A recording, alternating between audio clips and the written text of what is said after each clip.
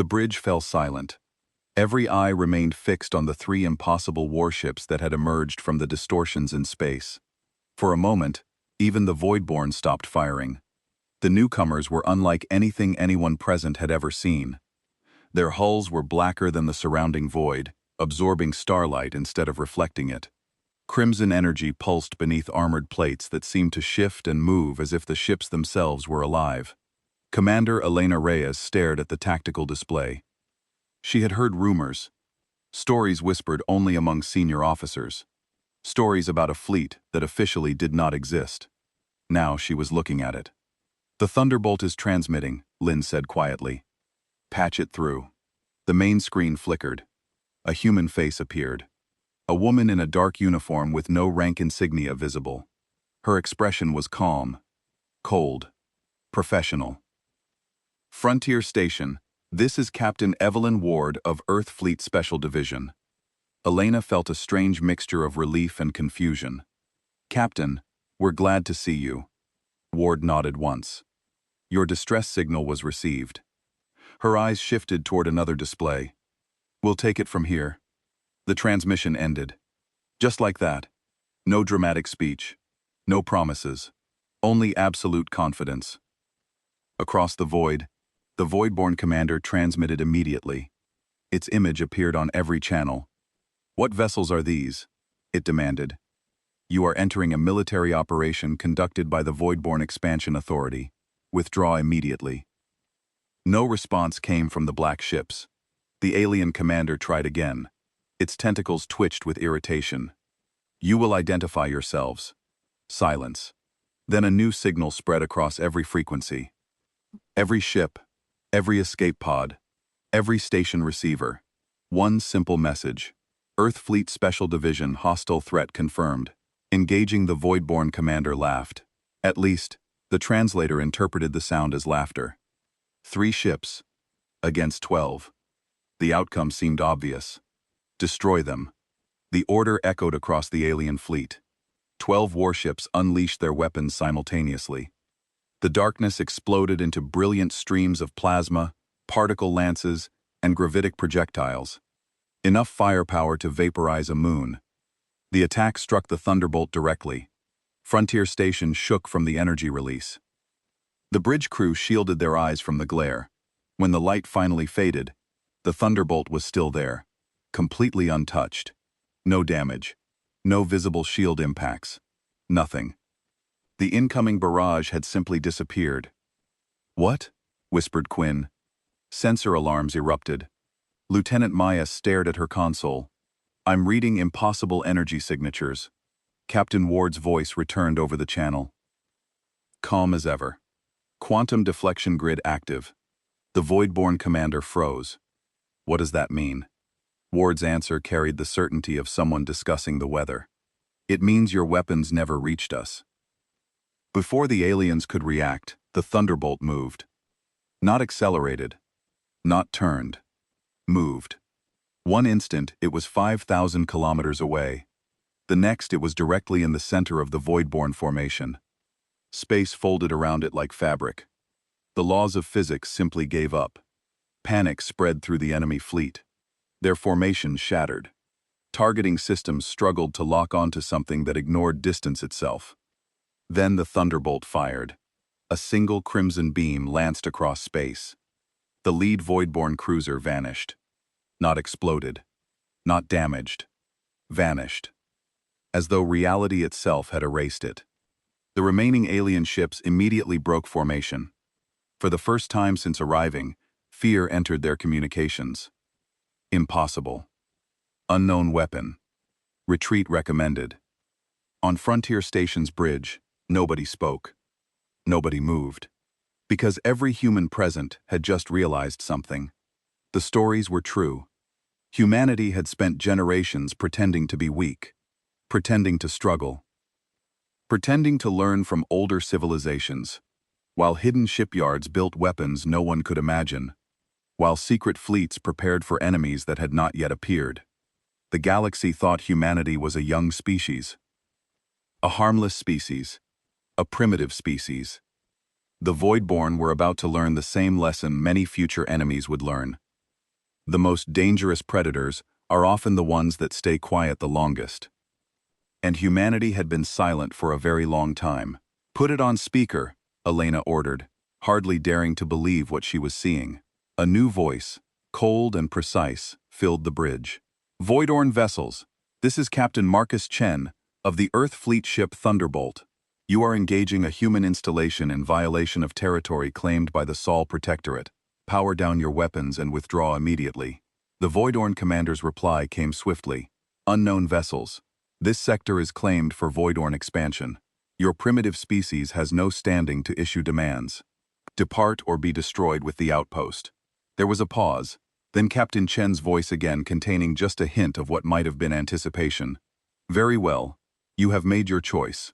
What happened next occurred so quickly that Elena could barely follow it. The three Earth vessels moved with impossible speed, their engines leaving trails of blue-white energy as they accelerated toward the Voidorn fleet.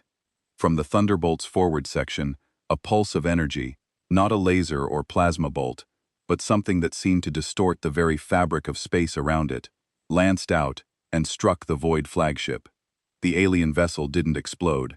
Instead, its hull seemed to compress inward, as if crushed by an invisible hand.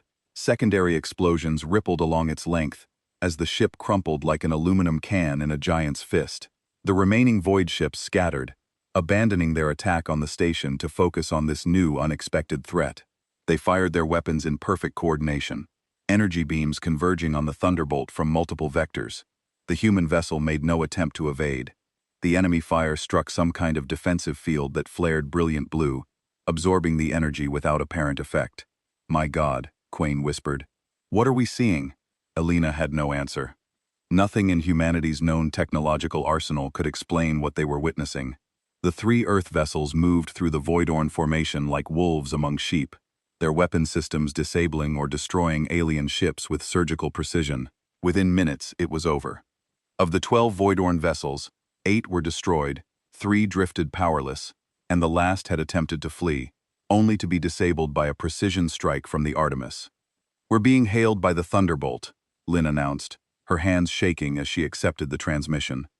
Captain Marcus Chen appeared on screen, a man in his 50s with close-cropped gray hair and the bearing of someone accustomed to command. His uniform was unfamiliar, black with silver trim bearing insignia Elena didn't recognize. "Commander Reyes," he nodded in greeting. "The Thunderbolt will be docking with Frontier Station in 15 minutes to render assistance and extract your personnel. Your actions here have saved countless lives. Well done, Captain," Elena replied, struggling to find words. "Thank you for the rescue. But what is the Thunderbolt? When did Earth develop this technology?" Chen's expression remained neutral, but a hint of pride showed in his eyes. "That, Commander, is a long story, one that the galaxy is about to learn. Thunder and lightning. The observation deck of the Thunderbolt provided a panoramic view of space that would have been breathtaking under normal circumstances. Now, as Commander Elena Reyes stood beside Captain Chen, watching the last of her station's personnel being evacuated, she could only focus on the graveyard of void ships floating in the void. "How long has Earth been hiding this level of technology?" she finally asked. Chen clasped his hands behind his back, his posture military perfect. "Since first contact, essentially when our probes first encountered alien transmissions 70 years ago, Earth's leadership made a strategic decision. We would present ourselves as a young, technologically unsophisticated species, while secretly preparing for the possibility that the galaxy might not be as welcoming as we hoped." 70 years. Elena shook her head in disbelief. "That's impossible. The technological leap was already underway," Chen interrupted.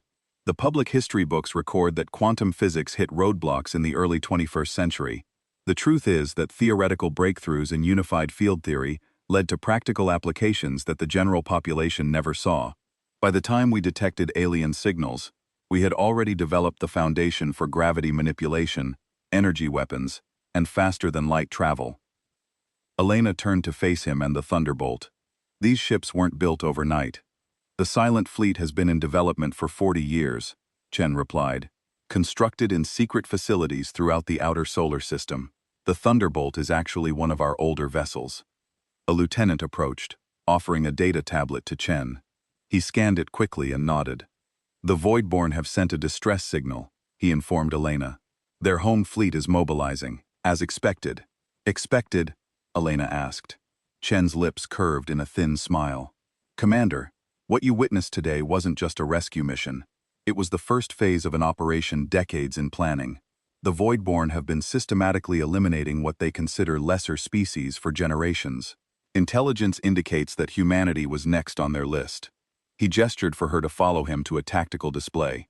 It showed hundreds of points of light emerging throughout nearby sectors of space. These are Earth fleet vessels revealing themselves across the galaxy, Chen explained. Simultaneously, with our engagement here, 37 other human ships are moving to protect our outposts and allies. The silent fleet is silent no more. Elena stared at the display, trying to comprehend the scale of what she was seeing. The Galactic Conclave will see this as aggression. Perhaps initially, Chen agreed, but they'll soon understand our true purpose. The ship's AI announced an incoming transmission from Earth Command.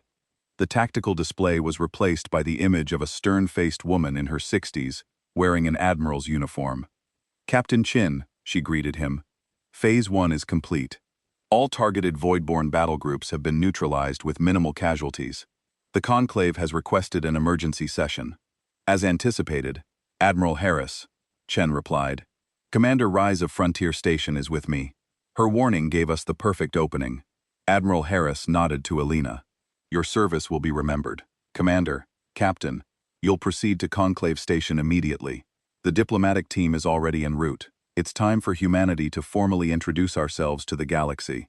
The transmission ended, and Chen turned back to Elena. You're about to witness history. Commander, care to join me? 48 hours later, Elena found herself aboard the Thunderbolt as it approached Conclave Station, an enormous ring-shaped structure that served as the neutral meeting ground for the galaxy's spacefaring civilizations. 5 other Earth vessels had taken up positions nearby, their presence causing visible alarm among the various alien ships in the vicinity. The diplomatic shuttle carried Elena, Captain Chin, and Earth's newly revealed diplomatic corps to the station. As they walked through the grand corridors, representatives of a dozen alien species watched them pass with expressions ranging from curiosity to outright fear. The conclave chamber was a vast amphitheater with delegation booths arranged in concentric circles around a central speaking platform. Elena took her place beside Chin in the human delegations booth, which had previously been one of the smallest and least prominently positioned. Today, it had been moved to the inner circle. The session began with accusations. The Voidborn representative, a high-ranking admiral whose tentacles riot with barely contained rage, demanded sanctions against humanity for their unprovoked aggression and technological deception. The Azaran delegate, a crystalline being who served as the current conclave moderator, acknowledged the complaint and invited Earth's representative to respond. Ambassador Sarah Chen, no relation to the captain, Elena had learned, stepped onto the central platform. Unlike the military personnel, she wore flowing robes of deep blue emlaced with Earth's new emblem, a stylized planet with a lightning bolt through it. Esteemed delegates of the Galactic Conclave, she began, her voice calm, but carrying throughout the chamber. Humanity stands before you today not as aggressors but as protectors. For 70 years we have observed the Conclave's operations, while presenting ourselves as a young, developing species.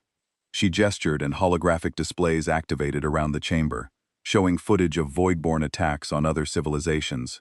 What you see here is the systematic genocide of 3 spacefaring species over the past decade alone. Species who appealed to this very body for protection and received nothing but empty platitudes. Murmurs spread through the chamber as the footage continued, showing the devastation wrought by the void. Many delegates shifted uncomfortably in their seats. The Voidborn's next target was humanity.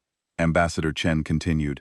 Their attack on our frontier station was merely the first step in a planned campaign of extermination. We responded not just to protect ourselves, but to end the threat they pose to all developing civilizations. The Voidborn admiral rose from his seat, voice translator, conveying his fury. These are fabrications. The human presence in that sector was a provocation. We have accessed your military command archives, Ambassador Chen interrupted, her voice hardening. Your species has eliminated 17 civilizations in the past century. The evidence has been provided to all conclave members. She turned to address the entire assembly. Humanity concealed our technological advancement, not out of deception, but out of prudence. We watched how this body treated emerging species as curiosities at best, and as resources to be exploited at worst. The chamber fell silent as Ambassador Chen continued. Today we reveal ourselves fully. The Silent Fleet now stands as guardian, not just for humanity, but for all species who wish to develop without fear of predation or exploitation. The Azarin moderator's crystalline form shimmered with what might have been concern. Ambassador Jen, while the evidence against the Void is compelling, your species has no authority to appoint itself Galactic Protector. Such actions must be sanctioned by the Conclave. With all due respect, moderator, Chen replied. The Conclave has demonstrated its unwillingness to fulfill that role. 17 extinct civilizations stand as testament to that failure. She gestured again, and the holographic display changed to show the current positions of Earth's fleet throughout the galaxy. The scale of the revelation sent fresh shockwaves through the assembly. We do not seek conquest or dominion. We seek only to ensure that what happened to those 17 civilizations never happens again to any species. As the implications sank in, Alina realized that the galaxy's power structure had been irrevocably altered. Humanity, long dismissed as an insignificant newcomer, had revealed itself as perhaps the most technologically advanced species in known space. In the days that followed, the Conclave reluctantly acknowledged the evidence against the Void and imposed sanctions. More significantly, they established a new protective council with humanity as a founding member. The Silent Fleet was formally recognized as a peacekeeping force authorized to intervene against existential threats to developing civilizations. Standing on the observation deck of the Thunderbolt as it prepared to depart Conclave Station, Elena found herself joined by Captain Chen. "Having second thoughts about your new assignment?" he asked. Elena shook her head. "No, sir. It's just a lot to process. Yesterday I was commanding a small observation post. Today I'm being appointed as liaison officer to the Protective Council." Chin nodded. "Few were more qualified. You stood your ground against the Voidorn when you thought you had no chance of survival. That's exactly the spirit that built the Silent Fleet." "What happens now?" Elena asked, watching as a delegation from one of the younger spacefaring species boarded a shuttle bound for Earth. Now Chen smiled slightly. "Now the real work begins. We've revealed our hand, and while many species are relieved to have protection against predators like the Void, others are unsettled by the sudden shift in the balance of power." He turned to face the stars. "Humanity didn't set out to become the galaxy's sentinel. Commander Rios, but sometimes duty finds us whether we seek it or not. The distress signal you sent didn't just save your station, it signaled the beginning of a new era for the galaxy." As the Thunderbolt engaged its engines and prepared to create another spatial distortion for its journey, Alina couldn't help but feel a mixture of pride and apprehension. Humanity had stepped out of the shadows and onto the galactic stage in spectacular fashion. What came next would reshape the destiny of countless civilizations. The Sentinel's call had been answered, and the galaxy would never be the